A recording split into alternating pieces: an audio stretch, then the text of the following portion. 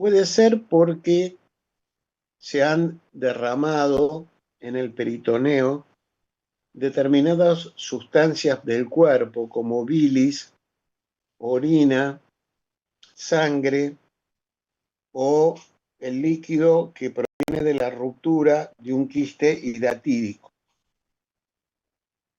Eso va a provocar una inflamación por el contacto con estos agentes irritantes. También porque el peritoneo haya estado en contacto con sustancias antisépticas, cáusticas o irritantes que pueden llegar a tomar contacto con el peritoneo durante una cirugía, por ejemplo, peritonitis desencadenada por contrastes iodados, por talco o por contrastes radiológicos.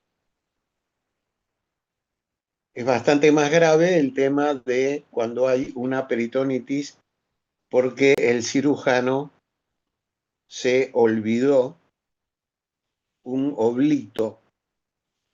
El oblito es un cuerpo extraño. El cirujano, por ejemplo, cuando opera, él cuenta cuántas gasas mete adentro del abdomen, porque después tiene que sacar la misma cantidad de gasas que puso. Porque se puede dejar olvidada una gasa y esa gasa desencadenar luego una tragedia infecciosa. Ni qué decir que a veces han dejado una pinza o han dejado algún elemento quirúrgico que quedó adentro de la cavidad peritoneal y desencadenó una tragedia, ¿no? Bueno, esas son las peritonitis asépticas. Después tenemos las peritonitis bacterianas primarias, también llamadas espontáneas. Acá es una peritonitis donde no hay ruptura de ninguna víscera. Entonces usted dice, bueno, pero ¿y cómo llegaron los gérmenes al peritoneo? Bueno, pueden llegar por diseminación hematógena o pueden llegar por traslocación a partir de la luz del intestino hacia el peritoneo. En chicos se ha descrito peritonitis por diseminación hematógena de neumococo. O sea, el chico hace una infección a neumococo, puede ser una sinusitis, una angina, puede ser una otitis, hace una bacteremia y el neumococo va a parar al peritoneo y el chico hace una peritonitis espontánea a neumococo. En adultos se ha descrito algo parecido en los pacientes con lupus y en los pacientes con síndrome nefrótico, que pueden tener peritonitis espontáneas también por neumococo. En los pacientes con cirrosis o con hipertensión portal puede haber lo que se llama la peritonitis espontánea del cirrótico, que se produce por traslocación de bacterias exclusivamente gram negativas, sobre todo Escherichia coli y Klebsiella. Y también puede haber traslocación bacteriana en los pacientes con ileo y provocar peritonitis y sepsis. Entonces, esas son las causas de peritonitis primaria o peritonitis espontánea. Después tenemos la peritonitis secundaria. La peritonitis secundaria es la infección del peritoneo que ocurre por la perforación del tubo digestivo o la perforación de la vesícula o por alguna complicación ginecológica. En general son polimicrobianas, tienen gérmenes anaerobios y gérmenes gram negativos. Pueden tener además enterococos Enterococos es el Streptococcus fecalis y puede tener cándida.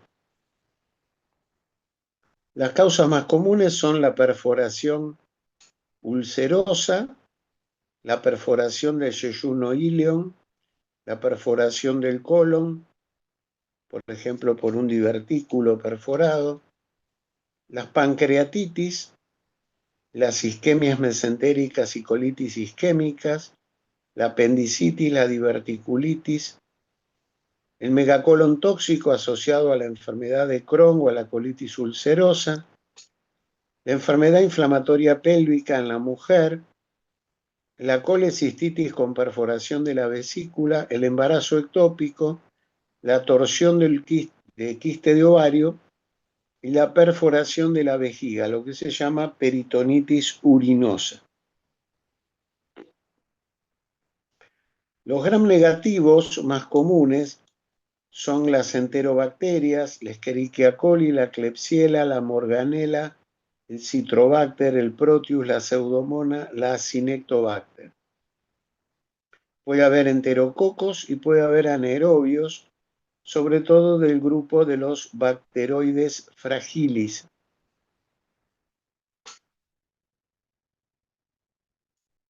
Después tenemos lo que se llama peritonitis por procedimientos invasivos peritoneales.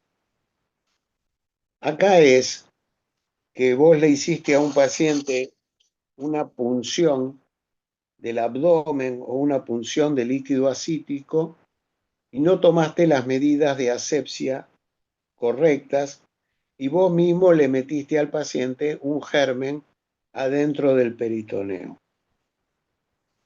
También los pacientes que se les efectúa diálisis peritoneal, donde se utiliza el peritoneo como membrana filtrante, es muy común las infecciones por estafilococo o por cándida que ingresan adentro del peritoneo con el líquido del lavaje que se coloca en el peritoneo para conseguir hacerle la diálisis.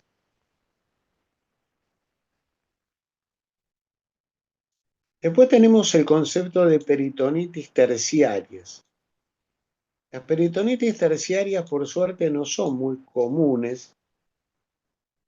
Es una peritonitis difusa y persistente, con poco exudado fibrinoso y sin tendencia a la tabicación, o sea, no suelen formar abscesos. Tienen una altísima mortalidad, evolucionan al cuadro séptico y al fracaso de múltiples órganos. Se ven en pacientes multioperados que han evolucionado mal de una peritonitis secundaria, también en inmunosuprimidos. En estos pacientes se aíslan cepas muy resistentes de Pseudomonas, Acinetobacter y pueden tener enterococo y cándida. Es importante en estos casos tratar el enterococo y tratar la cándida.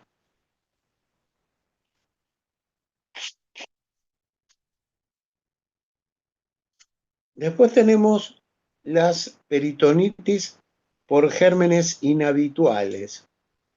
Ahí tenemos la peritonitis tuberculosa, peritonitis por Mycobacterium avium, peritonitis por hongos, se ha descrito por cándida, por histoplasma, por criptococo y por coccidioidio. Peritonitis por parásitos, esquistosomiasis, oxyurus, ascaris, amebas y estrongiloides. Son muy raras. De estas, la que he visto con cierta frecuencia, tuberculosis y el avium. Alguna vez tuve una peritonitis cándida.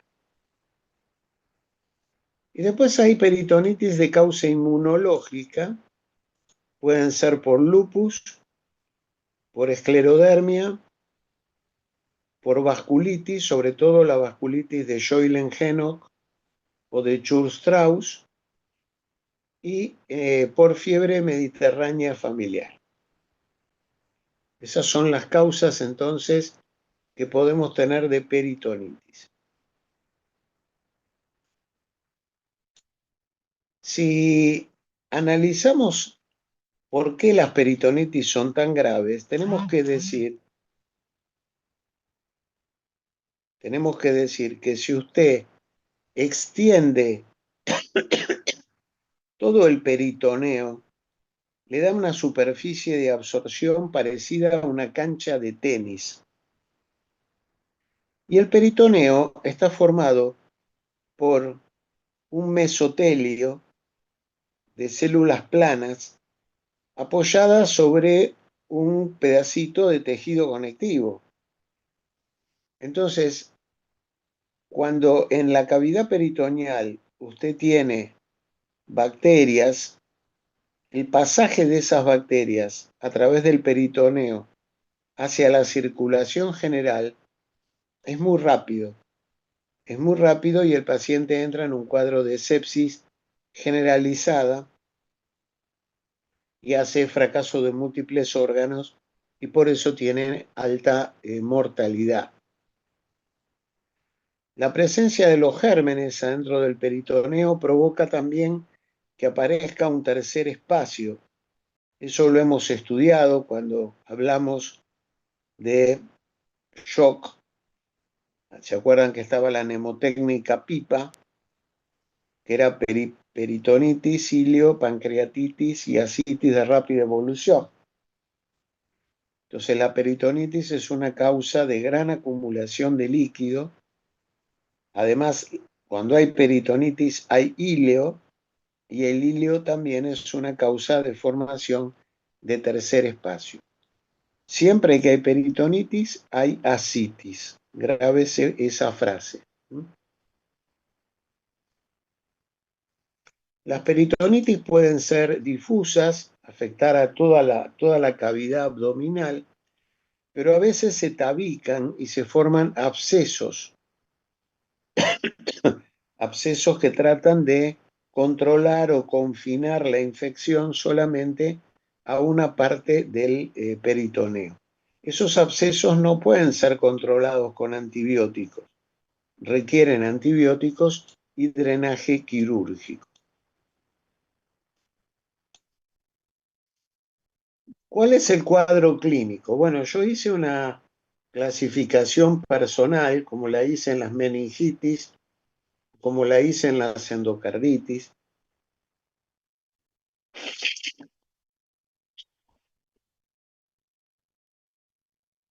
Disculpen, pero estoy engripado con COVID. Y estoy hace 3 días en casa por el COVID, así que estoy todavía medio. Bueno, les decía que yo hice una clasificación clínica de las manifestaciones de la peritonitis. Y las dividí de la siguiente manera. Primero, manifestaciones por la irritación del peritoneo. Bueno, el síntoma fundamental de una peritonitis es el dolor abdominal. El dolor abdominal es brusco, aumenta progresivamente de intensidad, es continuo, no suele responder a los antiespasmódicos, aumenta con la tos, aumenta con los movimientos y aumenta con la respiración. Por eso el paciente con peritonitis tiende a quedarse quietito, quietito, quietito, porque si tose, si respira, si se mueve, le duele mucho más el abdomen. Hay que preguntar en qué lugar comenzó el dolor, hacia dónde se irradió el dolor. A veces hay dolores referidos, por ejemplo, el dolor se puede irradiar a los hombros. La facies, la facies es una facies de dolor y de inquietud. El paciente se coloca en decúbito dorsal preferencial inmóvil. Hay fijeza respiratoria del abdomen. Es muy común que aparezcan vómitos.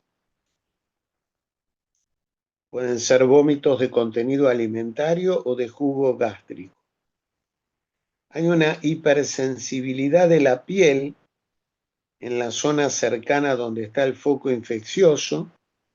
Puede haber un aumento de la resistencia, que al principio es temporaria y se denomina defensa, luego es constante y se denomina contractura, y en los casos más graves y difusos puede terminar provocando lo que se llama el abdomen en tabla.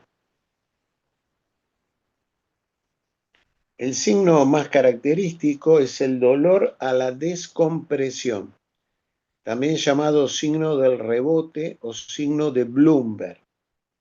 Usted le comprime la pared del abdomen hacia adentro y la suelta rápidamente y el paciente pega un grito de dolor.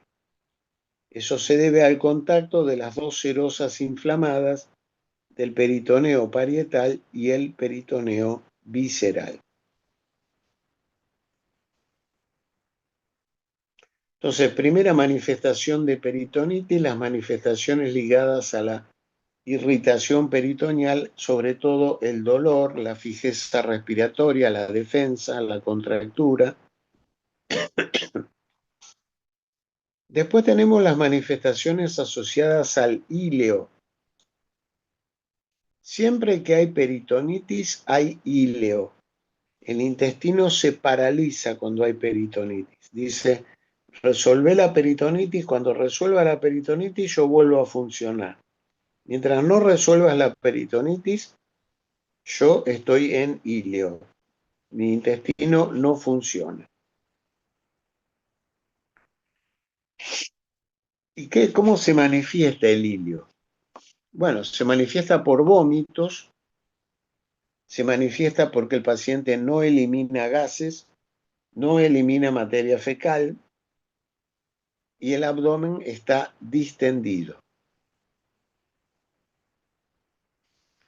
A veces, raramente, el cuadro puede empezar con una diarrea, pero es una diarrea que dura pocas horas e inmediatamente luego aparece el íleo con constipación, distensión, no eliminación de gases y vómitos.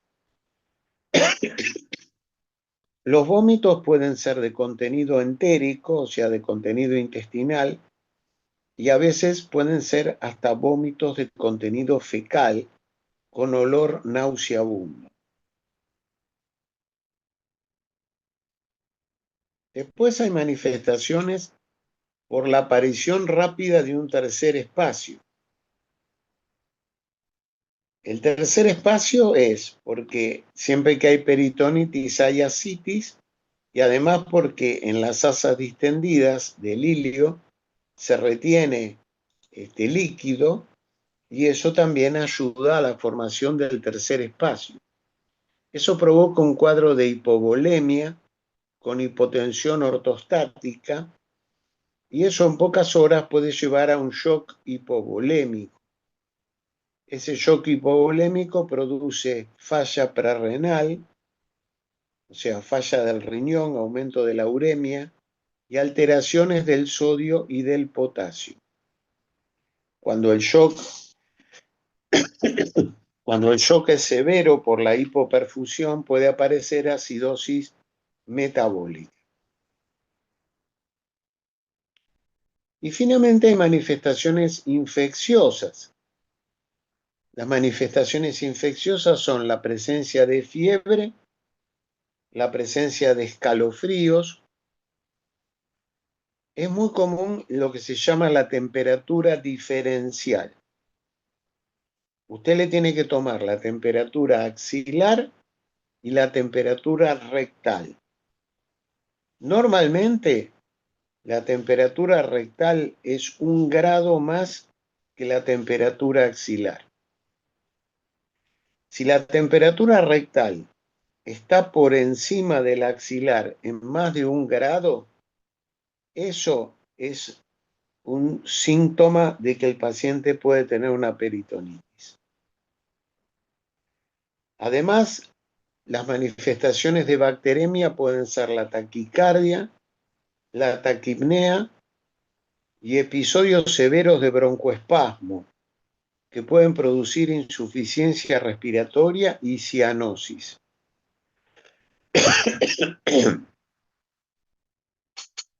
Muchas veces aparece fallas de múltiples órganos. Puede haber tendencia al shock séptico, que puede ser shock séptico caliente o frío, encefalopatía séptica con trastornos del sensorio, distrés respiratorio, hemorragia digestiva por gastritis erosiva, colecistitis alitiásica, insuficiencia renal aguda por necrosis tubular aguda, coagulación intravascular diseminada, hígado de sepsis, falla cardíaca secundaria a sepsis. Muchas veces estos pacientes presentan varios de estos fallos orgánicos. Por supuesto, cuanto más fallos orgánicos tiene, peor es el pronóstico. Profe, Sí. mire, no hay problema, está súper mal. Si quiere, para mí, no sé los demás, pero si quieres seguir el contenido otro día para que esté mejor, no hay problema, ¿eh? No, no, yo no me siento mal, ¿eh? Tengo un poquito de tos, pero estoy Ah, animado, no, no es que estoy, la verdad no, no me siento mal, la verdad no, no me siento mal. Me quedó un poco de tos. sí, qué bueno entonces. Bueno, hay algunas maniobras adicionales. Y si usted le hace percusión, suelen estar distendidas las asas, entonces lo que va a tener es un timpanismo generalizado. Si hay ascitis, va a tener zonas de matidez. Cuando hay una perforación gástrica o duodenal, puede estar ausente la matidez hepática y eso se conoce con el nombre de signo de Joubert. Y es un signo de que existe un neumoperitoneo. Siempre hay que hacerle un tacto rectal. Siempre hacer un tacto rectal. Permite a veces el tacto rectal tocar el fondo de saco de Douglas. El fondo de saco de Douglas corresponde a la parte más inferior del peritoneo. Entonces, si usted toca el saco de Douglas y duele, es un signo de peritonitis. Si el paciente tiene un abdomen en tabla generalizado, usted puede hacerle el tacto rectal y simultáneamente con la otra mano palparle el abdomen. Se vio que cuando usted hace esta maniobra, que se llama maniobra de Giudice San Martino, la pared abdominal se relaja y le permite a usted localizar el punto de mayor dolor del abdomen, como para tener una idea dónde está el problema, si el problema está en el apéndice, si el problema está en la vesícula, si el problema está en un divertículo.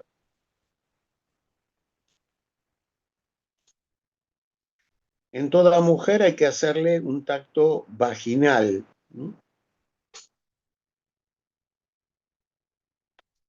Puede haber por el dolor, por la deshidratación, por los desequilibrios hidroelectrolíticos, por la hipotensión y por la sepsis. Tenemos la llamada facies hipocrática o facies de la peritonitis. Se llama hipocrática porque la describió Hipócrates. El paciente tiene rasgos afilados, ojos hundidos, ojeras, mucosa seca, sudor frío en la frente y expresión de angustia y de dolor.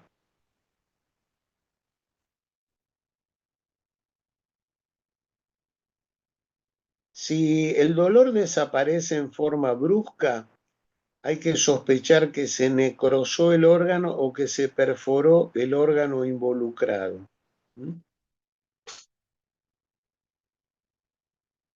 En lo que respecta a la metodología diagnóstica, bueno, en los análisis va a haber leucocitosis, neutrofilia, con desviación a la izquierda de la fórmula leucocitaria, con una eritrosedimentación muy elevada, pero hay que tener en cuenta que si es un anciano o es un inmunodeprimido, a veces pueden no tener leucocitosis. El hematocrito suele aumentar por la hemoconcentración por la pérdida de líquido. En el ionograma puede haber hipopotasemia, hiponatremia. Se le pide la milasemia, si está elevada puede ser por una pancreatitis. Hay que hacerle gases en sangre. En los gases en sangre ahí vemos si hay alcalosis metabólica, acidosis metabólica. Hay que hacer un examen de orina para descartar que no tenga una patología de causa renal. Se le hacen hemocultivos y 3 muestras de hemocultivos y por supuesto si el paciente se opera se van a tomar muestras del material peritoneal para mandar al laboratorio microbiológico.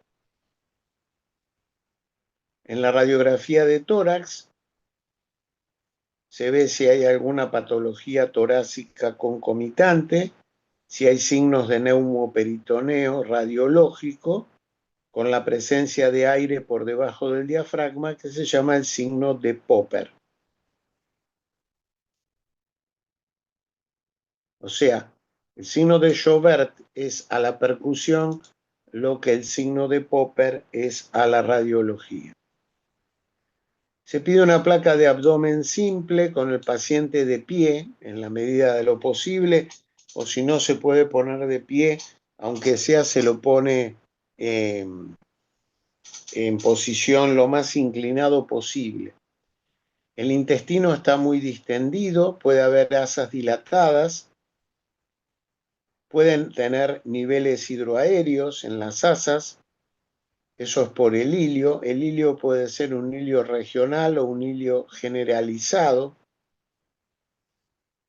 A veces se puede detectar la presencia de líquido por lo que se llama una imagen en vidrio esmerilado o en el signo del reboque.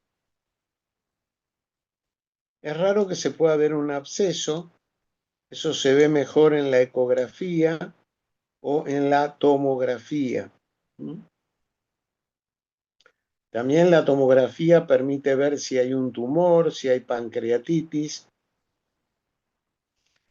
Tengan en cuenta que el 25% de los abscesos interasas no se ven en la tomografía computada. Denme unos minutos, ya vengo, ya estoy con ustedes. Dale, profe.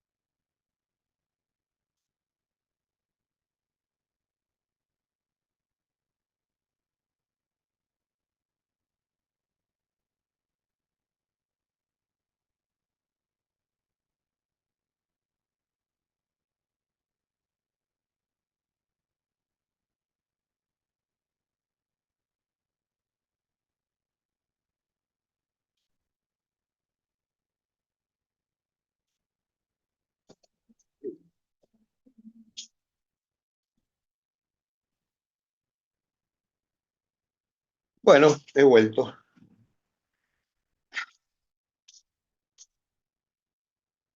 Podemos hacer una punción abdominal.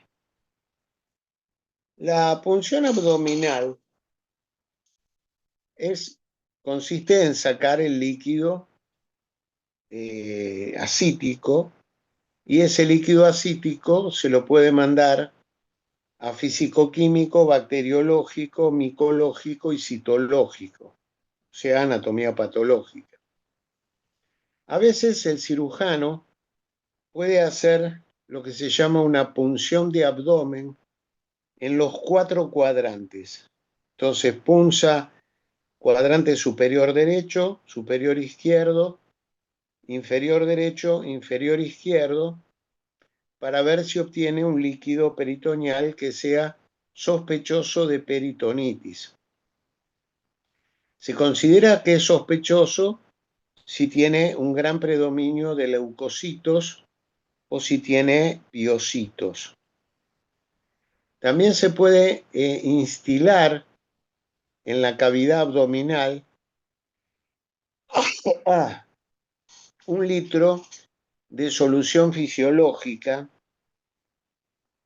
Usted lo instila y después lo aspira. Eso se conoce con el nombre de lavado peritoneal diagnóstico.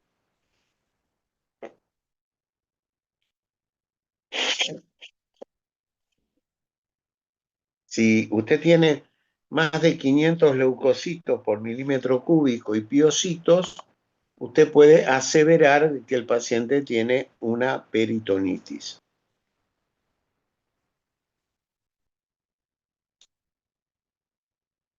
Vamos al tratamiento. Lo que tenemos que decir es que acá pasa lo mismo que en las meningitis.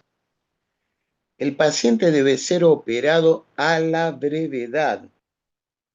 A la brevedad quiere decir no puedo esperar a ver el partido de River Palmeiras.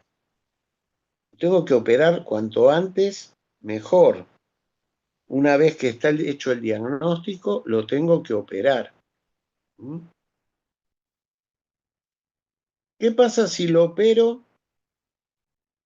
El cirujano revisa toda la cavidad, no encuentra ninguna perforación.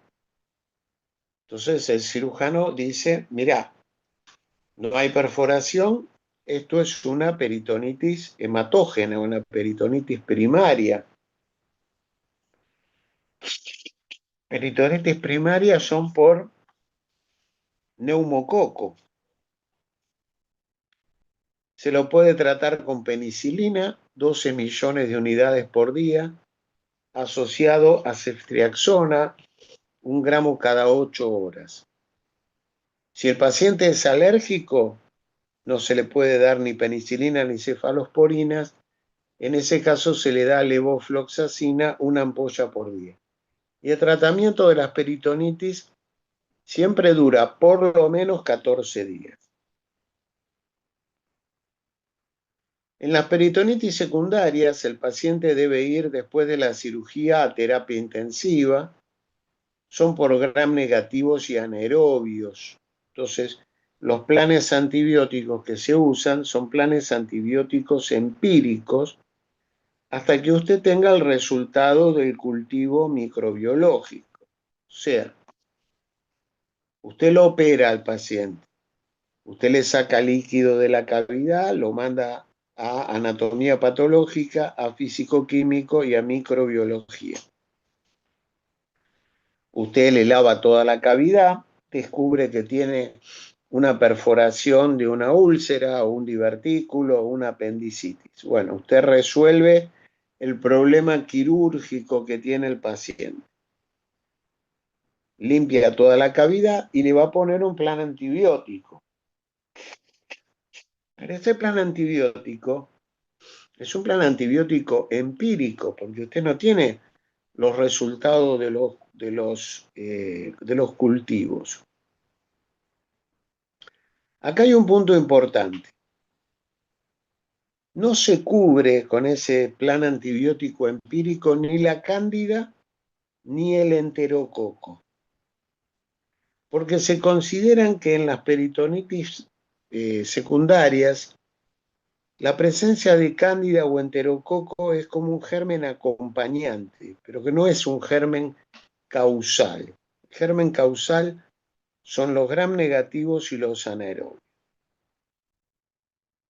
Entonces, ¿qué planes le podemos dar? Bueno, ahí tenemos varias opciones. Una es darle ceftriaxona, que es una cefalosporina de tercera generación, que cubre muy bien gram negativos, 1 gramo cada 8 horas, con metronidazol, 500 miligramos cada 8 o cada 12 horas. El metronidazol cubre bien los anaerobios del tubo digestivo. Con la ceftriaxona usted le cubre los gram negativos. Con el metronidazol le cubre los anaerobios. Otra opción es darle ceftazidime, 1 gramo cada 8 horas con metronidazol. El ceftazidime es también una cefalosporina de tercera, pero tiene la ventaja de que cubre la cándida. En cambio, la ceftriaxona no, cubre la pseudomona. En cambio, la ceftriaxona no cubre la pseudomona. Se puede usar cefoperazona, 1 gramo cada 8 horas con metronidazol. También la cefoperazona cubre la pseudomona, cosa que la ceftriaxona no.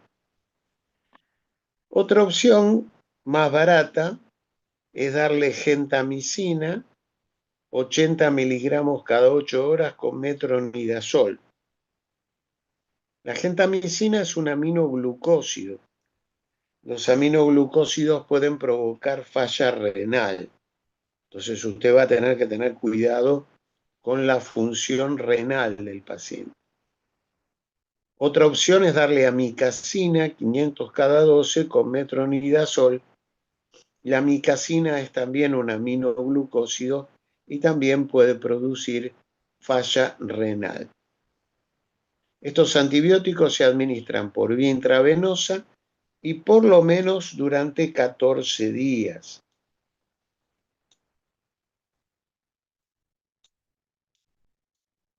Se aconseja que el paciente, antes de llegar al quirófano, tiene que ya haber recibido una dosis de los antibióticos para evitar las bacteremias intraquirófano. Si por alguna razón el paciente no puede recibir metronidazol, se puede cubrir anaerobios con clindamicina, 600 cada 8 horas. Bueno, y acá vendría un poco, tengo dos posibilidades. Una posibilidad es que todo vaya bien. ¿Qué va a pasar si todo sale bien? Bueno, si todo sale bien, el paciente en los primeros 3-4 días tiene lo que se llama un íleo posoperatorio.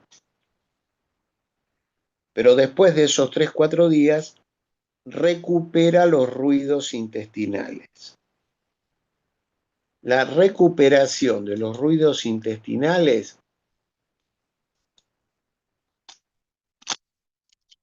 vamos a ponerlo esto en el libro.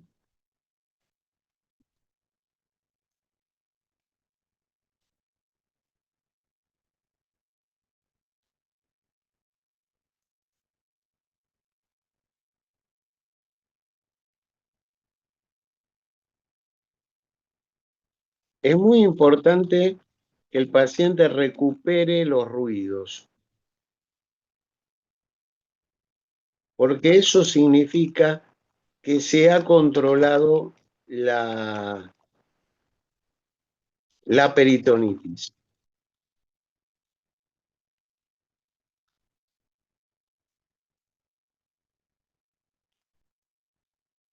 Otros signos de que está mejor el paciente es que disminuye la leucocitosis, mejora la eritro,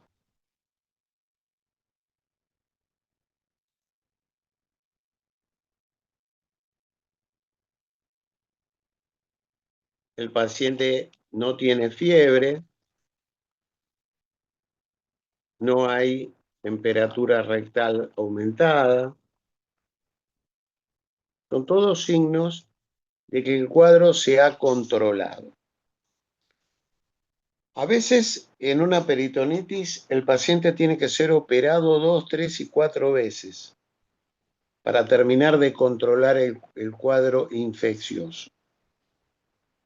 Pero puede pasar que pasan 4 días, el paciente no sale del hilio, el paciente sigue con fiebre, el paciente sigue con leucocitosis, con eritro alta, sigue con un estado general deteriorado. Pueden aparecer algún fracaso de órgano, fracaso del riñón, fracaso del pulmón. Entonces usted dice, este tipo está mal, no está bien. Entonces ahí puede ocurrir que el paciente tenga un germen muy resistente, muy resistente. En esos casos, usted puede usar ya, en estos casos, antibióticos de última generación. ¿Puede directamente empezar dándole los antibióticos de última generación? Sí, puede, pero el problema es que usted genera mucha resistencia antibiótica. Ahora, si el paciente cuando usted lo recibe en quirófano está gravísimo y usted cree que las próximas 24 o 48 horas se juega la vida de si el tipo zafa o no zafa, bueno, usted puede ponerle directamente los antibióticos de alta generación. ¿Cuáles son las combinaciones que se usan? Bueno, se usa imipenem. El imipenem, los alumnos tienen la mala costumbre. Esperen que voy a buscar unos pañuelitos, porque... acá tengo. Los alumnos tienen la sensación de que el imipenem es como el RAI, mata a todos los bichos.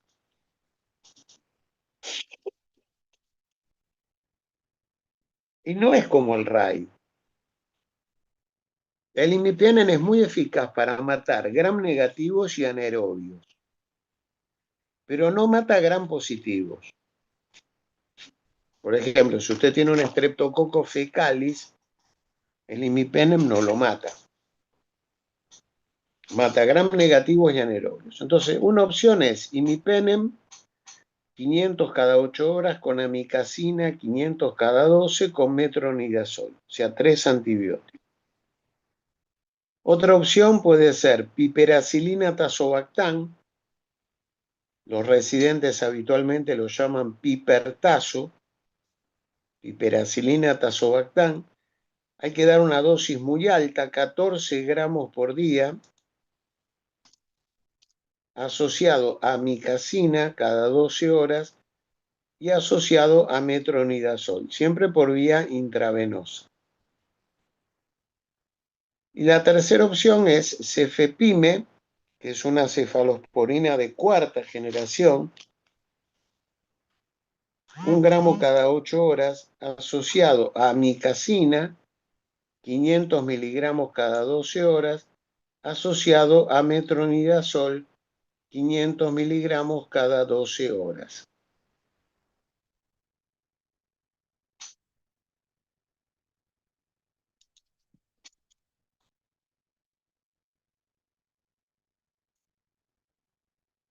Es muy común que con una sola intervención quirúrgica usted no controle el foco séptico abdominal, requiriendo la realización de cirugías cada 3 o 4 días, una nueva cirugía para limpiar otra vez el peritoneo y controlar la infección. Para eso muchas veces se le coloca al paciente una malla con un cierre relámpago para cerrar la herida, y entonces usted directamente le abre el cierre relámpago y ya está en el peritoneo limpia de nuevo toda la cavidad y otra vez cierra el cierre relámpago. Espera 4 o 5 días, lo abre de nuevo, limpia de vuelta la cavidad y así sucesivas veces hasta que no tenga pus en la cavidad abdominal. ¿Qué pasa si es una peritonitis terciaria? Bueno, son pacientes que ya fueron operados varias veces, tratados con antibióticos de amplio espectro, y en estos casos sí se torna importante cubrir el enterococo y cubrir la cándida.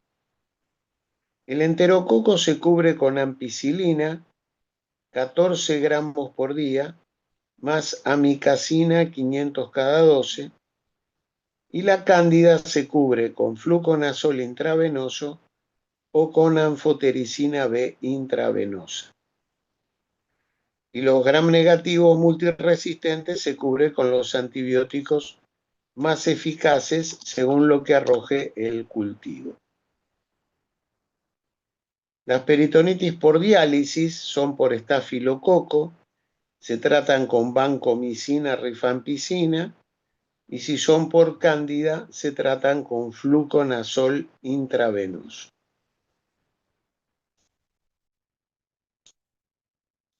Aún con todos los cuidados modernos que tenemos de asistencia respiratoria, hemodiálisis, alimentación parenteral, etc., y antibióticos de alta generación, la mortalidad de una peritonitis se calcula en alrededor de un 30%.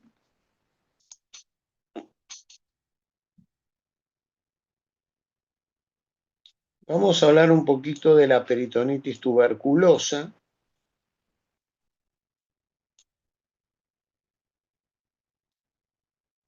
La peritonitis peritoneal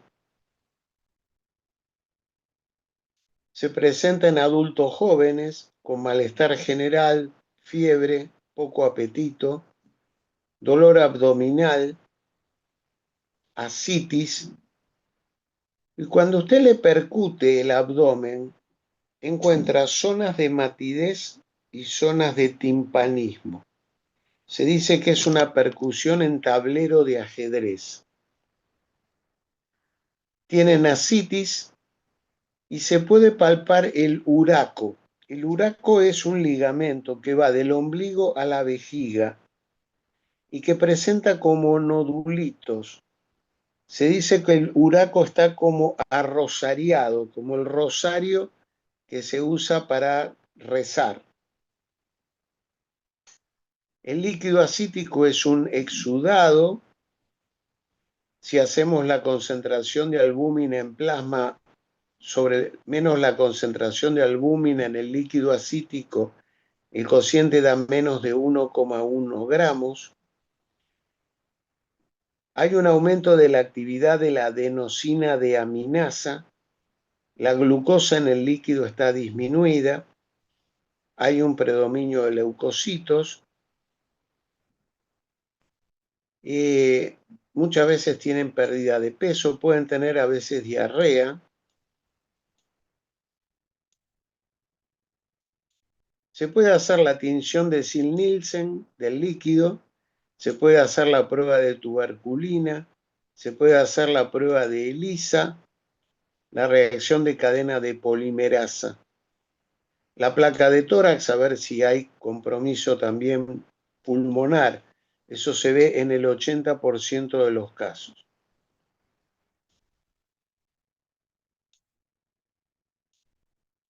El paciente se trata con 4 drogas: isoniazida, rifampicina, piracinamida y etambutol por 2 meses y después se continúa con rifampicina y isoniazida hasta completar 1 año de tratamiento. ¿En qué se complica el tratamiento? Se complica porque tienen hilio. Y si tienen hilio, no le podés dar la medicación de la tuberculosis oral. Y no tenemos todos los tubérculos táticos para darle por vía intravenosa. Entonces, al principio se le da rifampicina, un aminoglucósido y ciprofloxacina o moxifloxacina hasta que el paciente salga del hilio. Cuando el paciente mejora y sale del hilio, ahí se le agrega por vía oral la isoniazida y la piracinamida.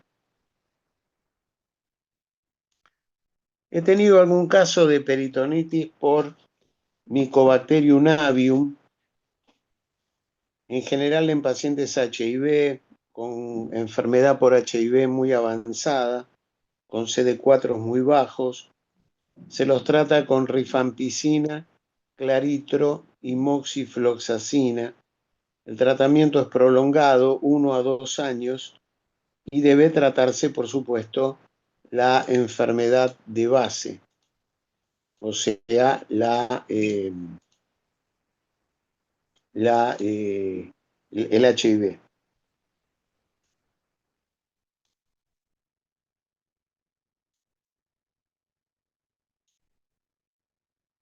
Bueno, hablar un poquito de los abscesos intraabdominales, es el capítulo 18 del paciente agudo.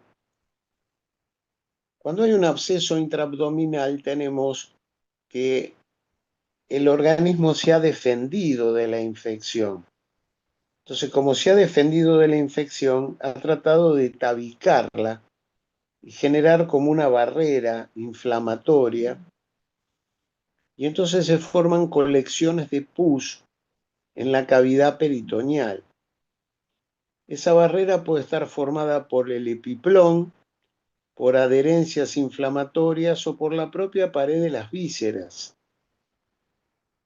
Puede que esos abscesos sean por gram negativos, por anaerobios, por enterococo o por cándida. Podemos tener abscesos abdominales, sobre todo cuando hay perforación de víscera hueca, en la apendicitis y en la diverticulitis perforada, en la colecistitis perforada, en la isquemia de intestino con infarto mesentérico, en la necrosis de páncreas con absceso de páncreas. Muy importante en las dehiscencias de anastomosis luego de la cirugía. Usted hace una cirugía, entonces usted cose los dos extremos del intestino donde usted cortó, pero esa herida puede suturar bien, pero si sutura mal, se produce una salida de líquido al peritoneo. Eso se llama dehiscencia. También puede ser secundario a enfermedad pelviana inflamatoria. Acá, si es en una mujer con enfermedad pelviana inflamatoria, hay que pensar en el gonococo y hay que pensar en las clamidias. El paciente se presenta que tiene abscesos, tiene dolor abdominal, fiebre, taquicardia, bacteremias, íleo. Una localización bastante común es el absceso llamado subfrénico, que se ubica por abajo del diafragma. Se presenta con hipopersistente, dolor en el hombro derecho, derrame pleural, atelectasia o neumonía en la base derecha por contigüidad. También cuando hay abscesos pelvianos, puede haber tenesmo rectal, aumento de la frecuencia miccional y diarrea. El paciente con abscesos puede desarrollar sepsis y fracaso de múltiples órganos.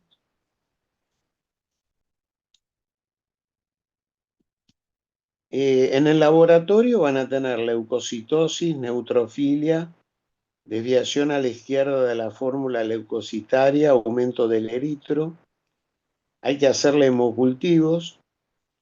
La radiografía de abdomen simple nos permite ver si hay íleo, si hay signos del revoque.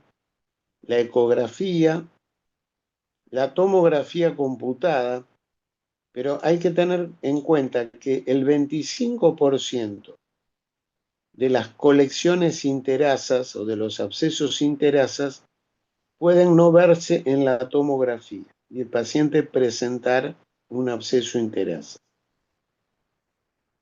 Un centellograma con galio o con indio, el radioisótopo se concentra en la zona donde se ubica el absceso. El absceso no se cura solo con antibióticos, debe ser drenado. Se puede drenar a cielo abierto por una cirugía o se puede drenar bajo control tomográfico. Tiene que mandar, por supuesto, el material que usted saca del absceso a cultivo. A veces cuando hay abscesos en la zona pelviana, se pueden drenar por vía transvaginal o por vía transrectal.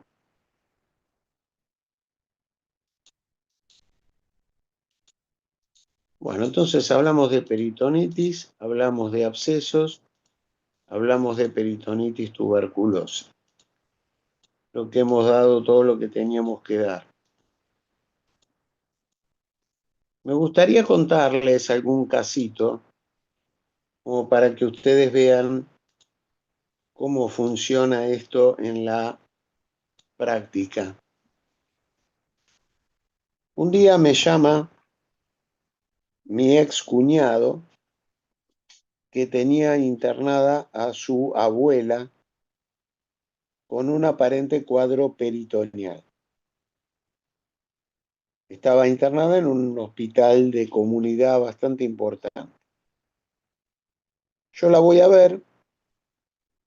Cuando la veo, la señora está con fiebre, temperatura rectal por encima del axilar más de 1 grado, tiene leucocitosis, eritro alta, neutrofilia, y en la palpación del abdomen tiene un dolor intenso del lado izquierdo, con defensa, entonces, y tiene Bloomberg positivo.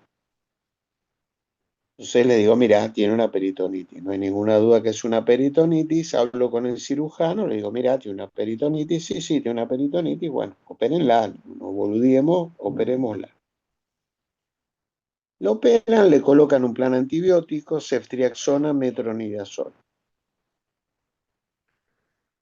Yo me voy a mi casa pensando que todo estaba encaminado. A los 3, 4 días me llama mi cuñado, me dice, mira, no sé qué pasa, pero no me gusta cómo está mi abuela. Se puso a decir boludeces, está como perdida. Entonces los cirujanos llamaron al psiquiatra y el psiquiatra le dio antipsicóticos. Y ahora está dormida. Pero para mí no está bien, me dice. Fíjate que tenía más sentido común el nieto, que era economista, que los cirujanos que lo operaron.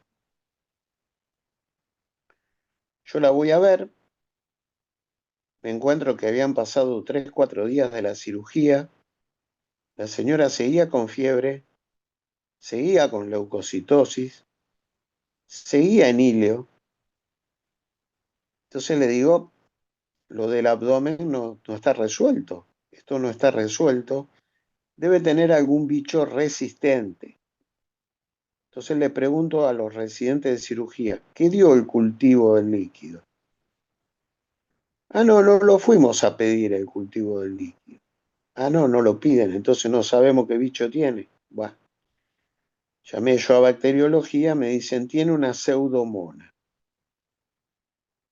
Claro, pero el plan antibiótico era ceftriaxona, metronidazol. La ceftriaxona no cubre la pseudomona. Y la vieja se estaba hipotensando, o sea, estaba entrando despacito en shock. Y las boludeces que decía era porque estaba con una encefalopatía séptica, no era porque estaba loca. Entonces me di cuenta que me la iban a matar a la pobre vieja, entonces me la llevé a terapia intensiva, hablé con la gente de terapia intensiva, le pusimos un poquito de dopamina, le ampliamos el plan antibiótico, le pusimos amikacina y le pusimos ceftazidime y metronidazol. Con eso, con ese apoyo, en 48, 72 horas, la mujer empezó a evolucionar bien, porque ahora tenía un buen antibiótico que cubría bien el germen que tenía, y se recuperó lo más bien. Después de 5 días de terapia la pasaron al piso. La señora tenía 76 años, entonces yo la voy a visitar a ver cómo estaba en el piso, y la cuidaba una cuidadora, una enfermera cuidadora, que había puesto la familia. Entonces la enfermera me dice: doctor, está delirando de nuevo, dice que la va a venir a ver la mamá. Entonces yo no digo nada. Al rato escuchamos: hola nena, pero qué mal que estás mucho peor que yo. La madre de 96. O sea, la madre de la señora estaba viva y estaba mejor que la hija. Ay, vengo de jugar a las cartas con las chicas, pero qué mal que está, todavía estás acá internada. La enfermera no lo podía creer, ¿no? Es una anécdota simpática, pero sirve para ver esto. Un paciente se opera de una peritonitis, pero en los primeros 3, 4 días tiene que mejorar. Mejorar es: se le va la fiebre, se le va la leucocitosis, se le va el eritro, mejoran los ruidos, recupera el tránsito, está de mejor humor. Pero esta señora seguía con fiebre, seguía con leucocitosis, no recuperó el tránsito, estaba encefalopática y se estaba hipotensando. Y si no, me llama mi ex cuñado, la estábamos velando, en 48 horas estaba muerta. Entonces, fíjense, tenía más sentido común el economista que los cirujanos. Entonces, les cuento esto para que vean cómo es el manejo de estos pacientes. No son sencillos manejos en estos pacientes. ¿Mm? Otra vez me pasó, se opera un paciente de una apendicitis. Lo traen a terapia intensiva, por más que era una apendicitis, pero el cirujano lo quiso traer a terapia intensiva. O la cosa es que pasan 48 horas, 72 horas, un muchacho joven, y el paciente sigue en hilio. Sigue en hilio, sigue con leucocitosis, blancos altos, eritro alta, no hay ruidos. Entonces le digo al cirujano: mira, hay que operarlo, tiene algo adentro del abdomen. No, pero no, vos siempre sos alarmista. Hacele una tomografía. Le hago una tomografía, no tiene nada en la tomografía. Se ve, no tiene nada en la tomografía. Digo, el 25% de los abscesos no se ve en la tomografía. Uno de cada 4.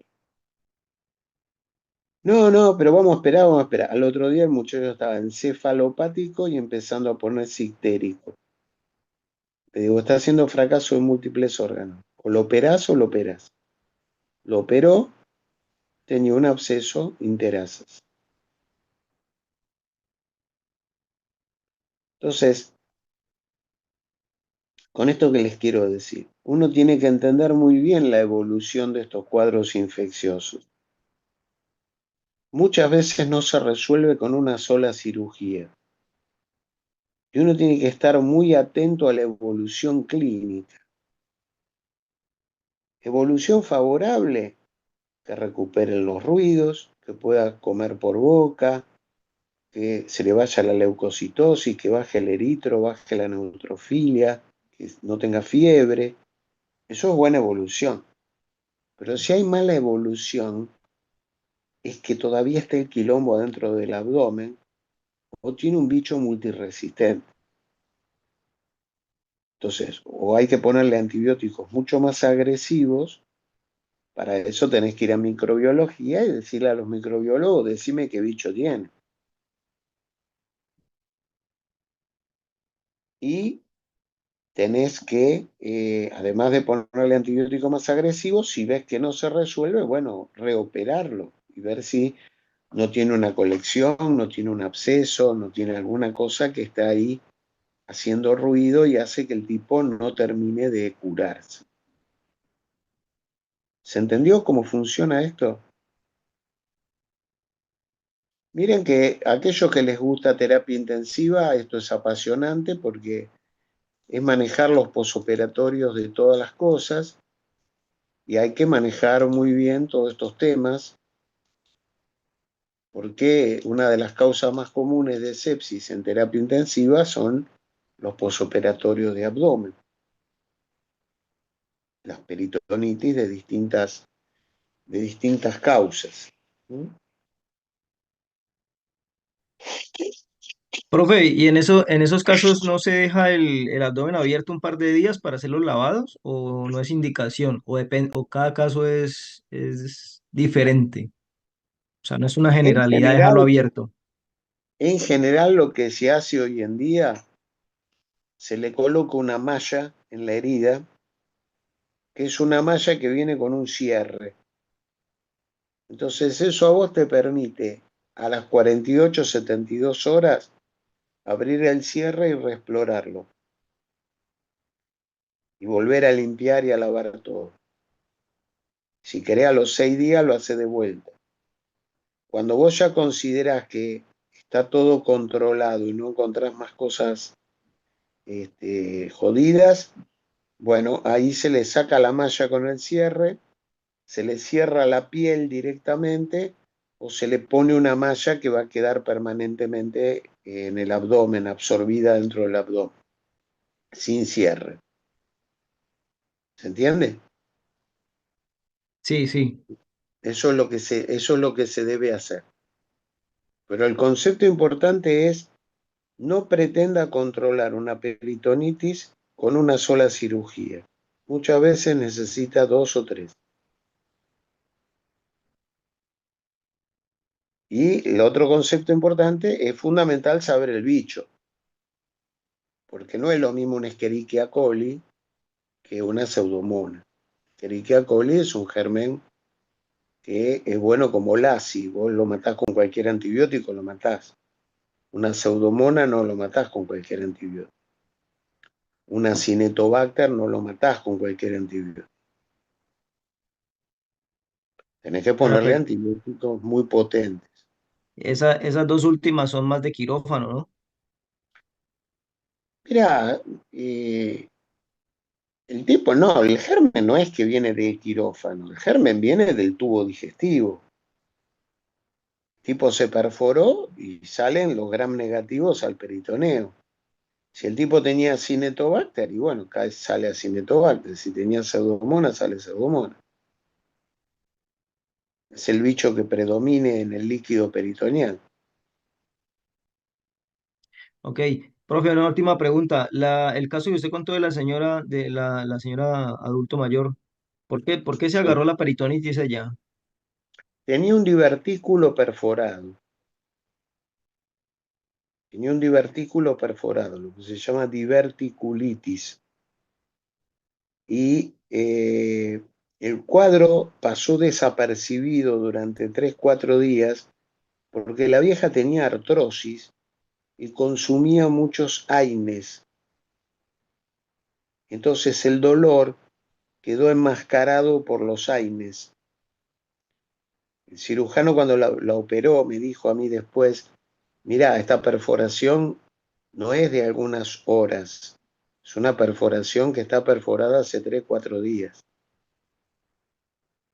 Lo que pasa es que como la vieja tomaba mucho antiinflamatorio, diclofenac y cosas así para la artrosis, eso enmascaró el dolor abdominal. Eso lo vamos a ver ahora en la clase que vamos a dar a las 6:30. Vamos a hablar de abdomen agudo quirúrgico y abdomen agudo médico.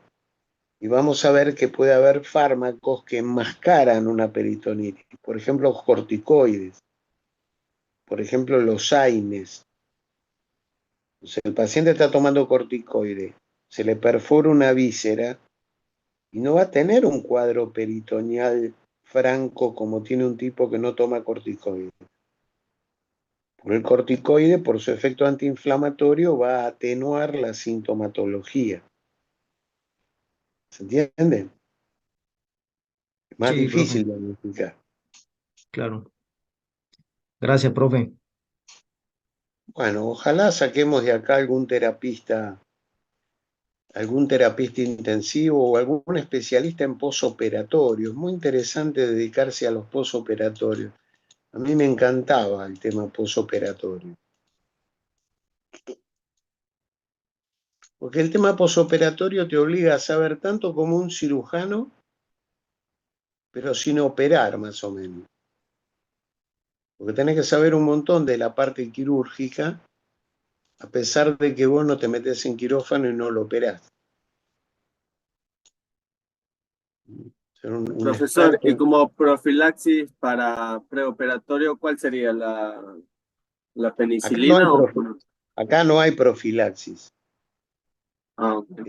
Esto no es profilaxis, porque ya cuando el tipo viene, ya está con la infección.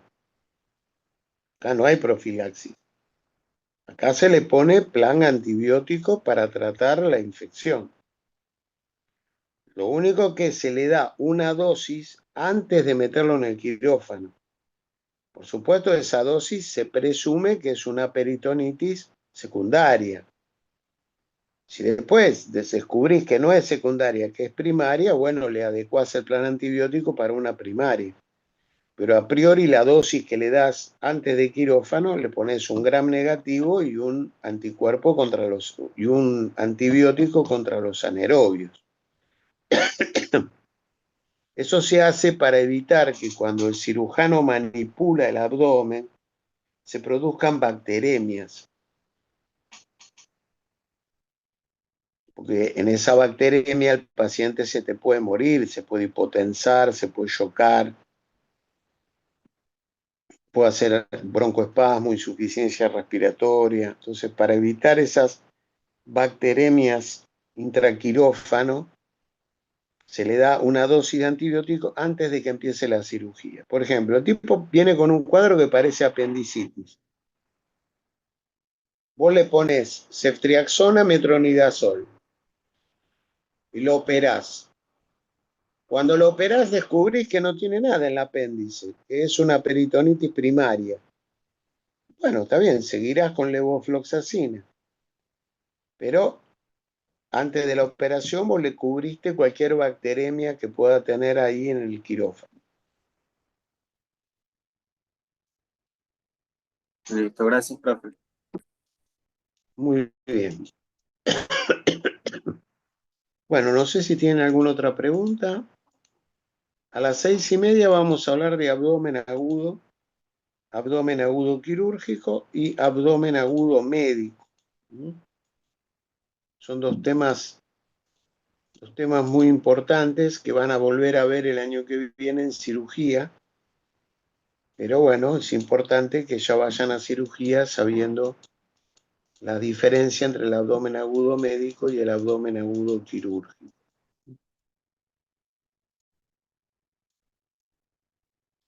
Y vamos a hablar también del abdomen agudo ginecológico, que forma parte sería como un subtipo dentro de los abdómenes agudos.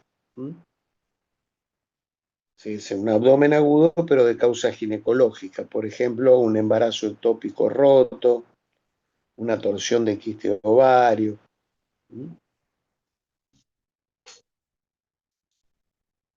Bueno, dejamos. Nos vemos a las 6:30.